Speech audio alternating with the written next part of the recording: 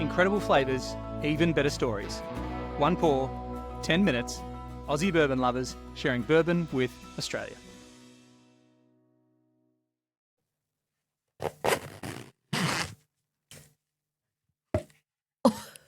It's not really a pop, is it? It's not a pop. It's like a zip.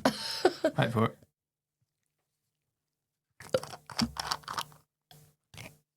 Oh, it's very full. Whoa, that's really full.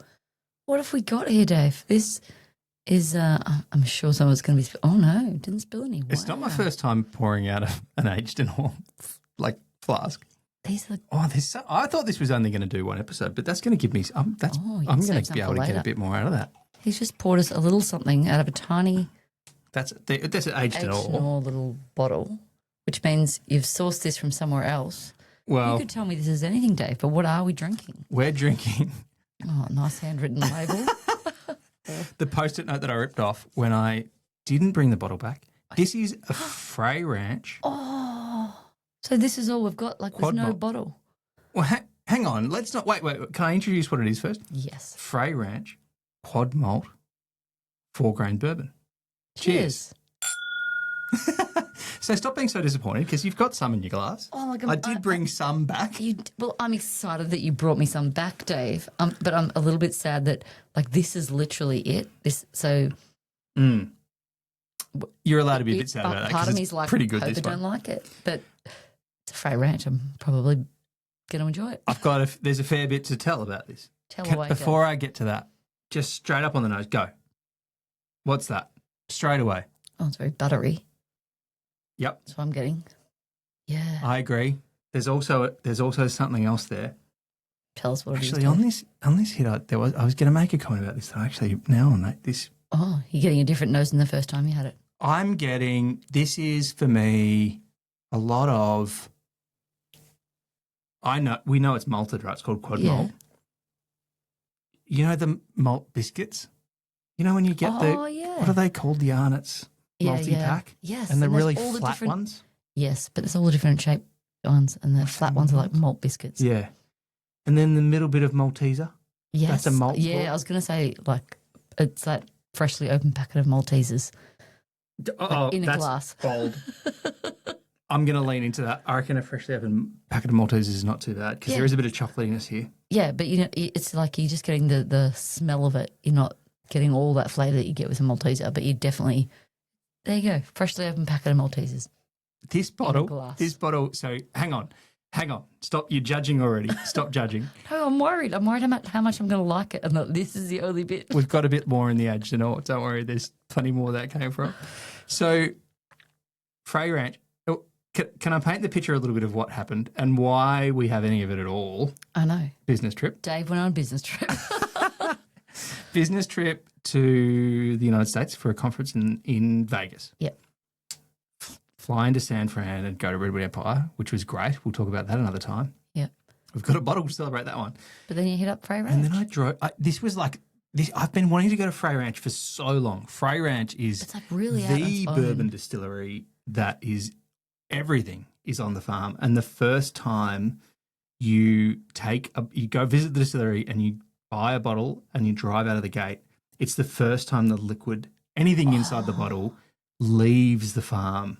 Like the grains and everything. Wow. How cool is that? So like that's the so whole cool. thing The whole thing is made there.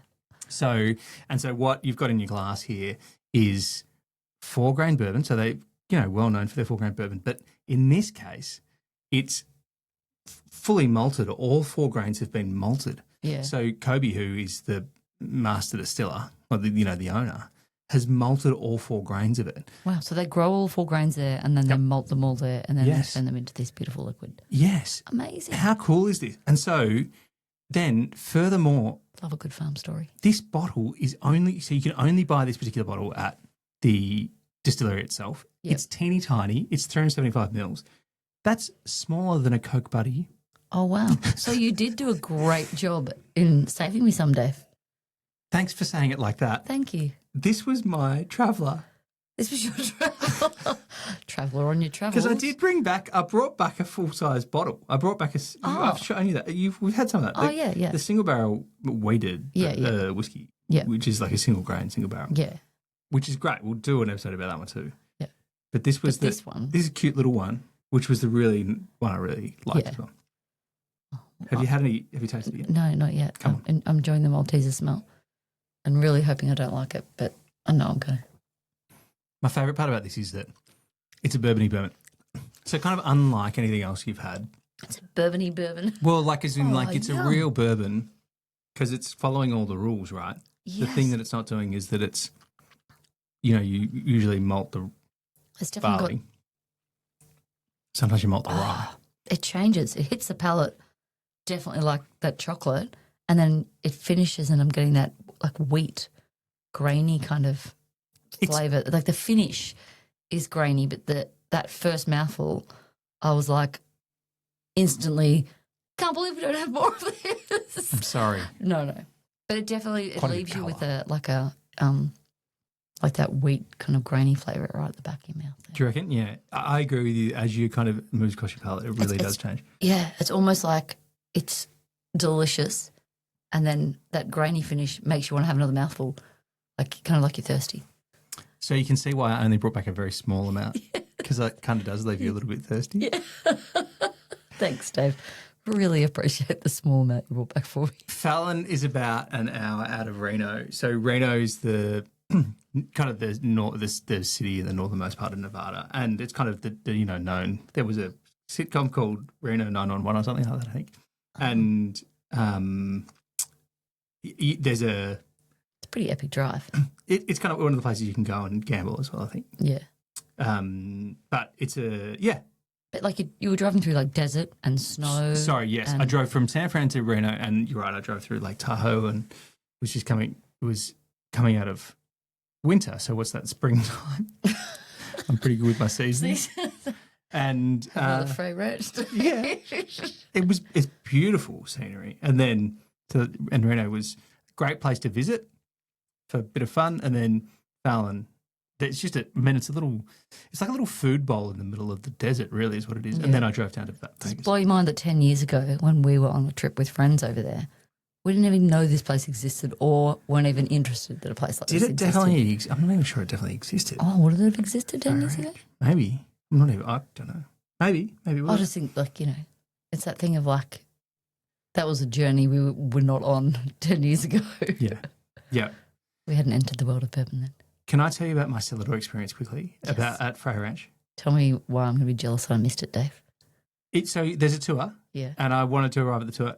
They're only open Saturdays for visitors. Yep. It's a fully operational distillery. They distill 6 days out of 7. It's quite it's like a good sized facility. They're making a So fair it's bit of Saturday stuff the day there. that I don't distill? It's Sunday is the day they don't distill. So the still was running, and they were, fermenting and all that kind of stuff.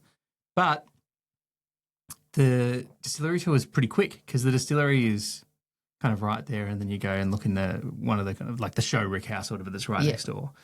And then you go into this is the order I did it in. Then you go into the tasting room, and they were extremely generous. They were very busy, and they were extremely generous with their pours, and it was a great. Well, I suppose you've come a long way. Like, they appreciate the people that have come so far, because it's not like there's 4 or 5 distilleries within a few minutes of their place. I think this is exactly right. Yeah. They're the only distillery, I think, in Fallon, and they're Yeah. one of the only distilleries in Reno. Yeah. So you've come for them. Yeah. And they want you to leave a happy customer. Mm. That's fun. And I met a fellow whiskey fan, and we hung out and tasted together because it was so full. I was kind of like tucked out of the way, trying to stay out of everyone's way because I was traveling by myself. And a lovely man who's a local to Reno kind of said, "No, come and hang out with me, and we'll talk about the whiskeys." It's great.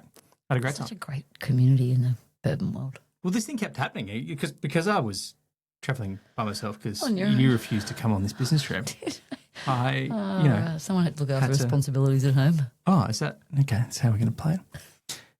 So, a malting one grain happens because they want to extract they kind of get it to sprout so they can create that chemical reaction. But what do you think about malting all 4? Do you think it should happen more?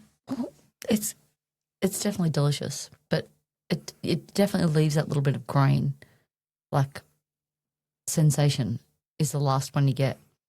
Just part of me wants to reverse that. I kind of want that grainy sensation first because there's flavour there, and then that really rich finish. Would you be curious to try a Maker's Mark that had been fully, all the grains had been malted? Absolutely. Yeah. Give it a whirl. I'm curious. Well, of course we'd be curious. Let's have a go. Yeah, we're always curious. That Dave. was a stupid question. You're normally better with your questions. To the people at Frey Ranch who are doing cool, creative stuff, How amazing. and to malting more things and eating more Maltesers. To farms that make golden liquid. Oh, it tastes like this. Yeah. Bring it on. Cheers. Cheers. Thanks for listening. Make sure you're connected with us on TikTok, Instagram and YouTube, and stay connected with us by clicking subscribe on your favourite podcast app.